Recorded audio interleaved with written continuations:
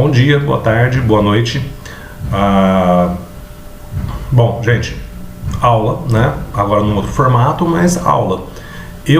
Dentro dessa nova possibilidade que a gente tem, eu montei da seguinte forma, que eu acho que é mais interessante. Eu montei quadros sinótipos ou mapas mentais, cada um usa um termo. São aquelas informações que eu monto em lousa, né? Para ficar de forma mais resumida. E disponibilizei para vocês através do site da escola, né? E além disso, qual seria o ideal? Você assistir esse vídeo com esse mapa mental em mão, né? E também, se você puder, com o livro e de preferência com o caderno, gente, escreva. Sempre que você escreve sobre algo que você está aprendendo, facilita muito a assimilação. Cada mapa mental está acompanhado também do número e da marcação da página que eu estou trabalhando aquilo, para a gente tentar coordenar mais ou menos aí a distância do que a gente está fazendo. Pessoal do oitavo A, oitavo B, a gente vai começar hoje a falar sobre o iluminismo. Então, a primeira coisa que a gente tem que entender é o que é iluminismo, é de comer, de passar no cabelo, o que é esse negócio. Primeiro, a gente precisa de uma abstração maior, porque a gente não está falando de um fato em si, a gente está falando de uma corrente ideológica, ou seja, um movimento intelectual, ou seja, um novo modo de ver o mundo. Por que novo? Volta um pouquinho. A gente falou sobre a formação dos estados modernos na Europa, né? Os estados modernos que vão dar origem a vários países que a gente conhece hoje. E a gente tem naquela transição, fim da Idade Média e início da Idade Moderna, e essas transições, apesar de historiadores marcarem uma data exata, elas, na prática, elas são muito lentas. Então você mudou a estrutura política, né? A estrutura organizacional, econômica. É óbvio que isso vai refletir em algum momento no modo como as pessoas pensam, né? É aí que entra a ideia do iluminismo.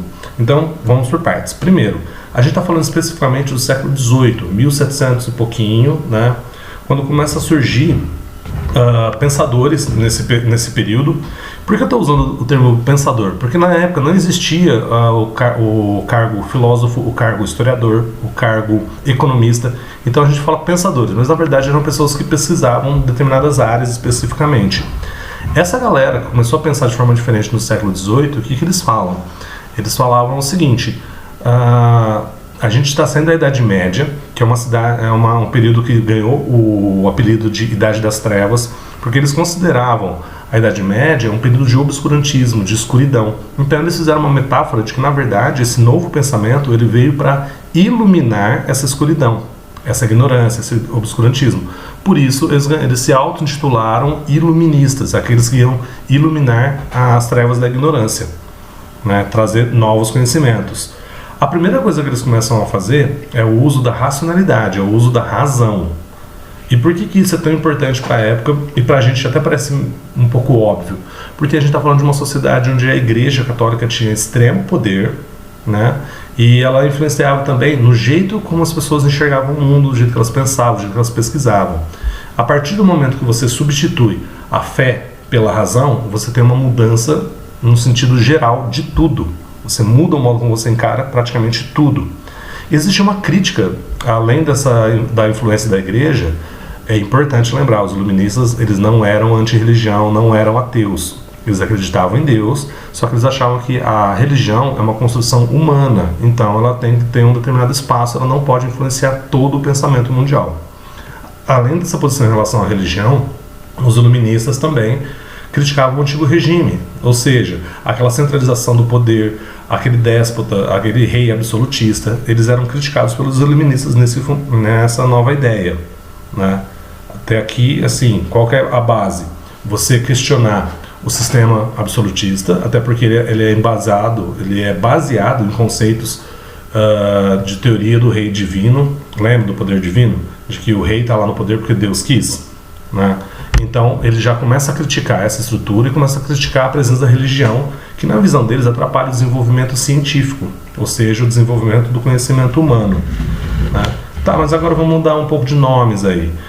O iluminismo ele teve três caras principais que foram os iniciadores ali, os precursores.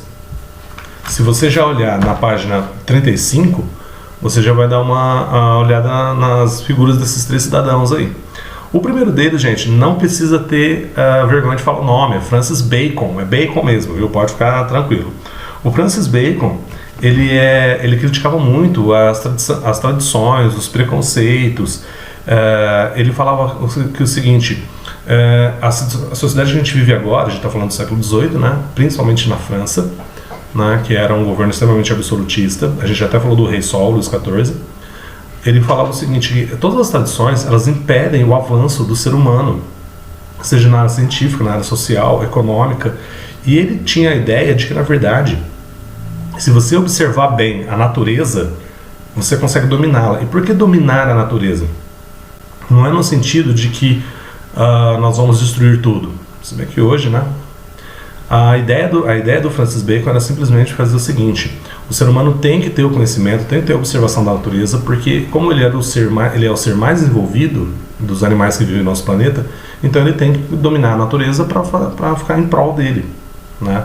Com esse tipo de pensamento, gente, a principal área que começa a despontar, começa a crescer bastante, é a área científica, de pesquisa, de observação. A gente vai dar uma pausa nele aqui para falar de um outro cara, o René Descartes. Se escreve Descartes, mas se pronuncia Descartes, tá? O Descartes, ele fala o seguinte: primeiro, quando você vai pesquisar algo, você tem que focar nas suas dúvidas, fazer as perguntas corretas. Ou seja, o mais importante não é o estudo, o estudado, o mais importante é o estudante. Hashtag fica a dica para vocês.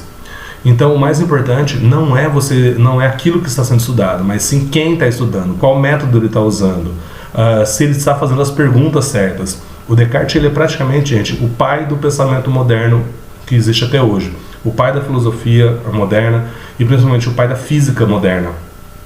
Por quê? Porque é ele que vai lançar em vários livros um questionamento do antigo regime, estabelecendo, direto ou indiretamente, o modo de pensar de maneira científica, que pra gente hoje é extremamente natural, né? E para finalizar, eu vou falar de um cara que eu acho que todo mundo já ouviu falar, que é o Galileu Galilei, né?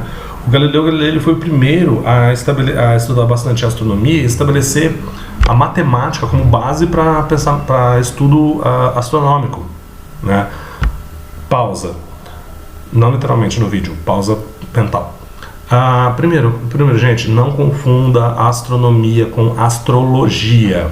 Astrologia é uma pseudociência, ou seja, não é reconhecida como ciência, e a astrologia estuda os signos, as posições zodiacais no momento do seu nascimento. Aí, quem quer acreditar, um país livre, né? A astronomia é a ciência que estuda o movimento dos astros, tá? Então ela tem comprovação científica.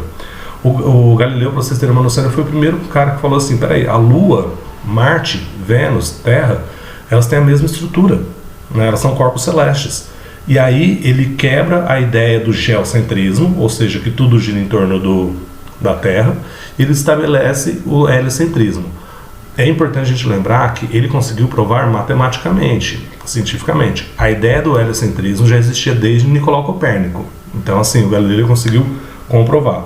Obviamente, para a gente finalizar, eu falei do poder da igreja, então a gente tem que lembrar que o Galileu ele foi perseguido pela igreja católica na época e ele teve que negar todas as pesquisas dele para não ir para a fogueira, para não ser morto, né? Por isso que a igreja ainda tinha poder nesse período, a gente está falando do século XVIII. A gente vai finalizar por aqui, né? A parte teórica, acompanhe pelo livro também, né? São as páginas 34 do 35, e vocês vão na página 42 fazer as atividades 1, 2 e 3. Tranquilinho, tá leve essa semana. Lembrando, gente, é muito importante que vocês façam as atividades porque elas serão vistadas, conta ponto, normal, bonitinho. Talvez só quando a gente voltar, mas tentem manter de maneira organizada e tentem manter de maneira semanal. Vai ficar muito mais fácil para vocês e para nós também. E também você não perde a sequência das atividades. Tá bom? Gente, um abraço, um tchauzinho de longe para vocês. Fiquem em casa, obedeçam pai e mãe, rezem antes de dormir, escovem antes de dormir, brinquem com os cachorrinhos e gatinhos e os bichinhos esquisitos que vocês tiverem. E é isso. Não entrem em pânico, não precisa. Tá bom? É só a gente fazer a nossa parte que vai tudo passar. Tá? Então, tchau para vocês. A gente se vê semana que vem, tá bom?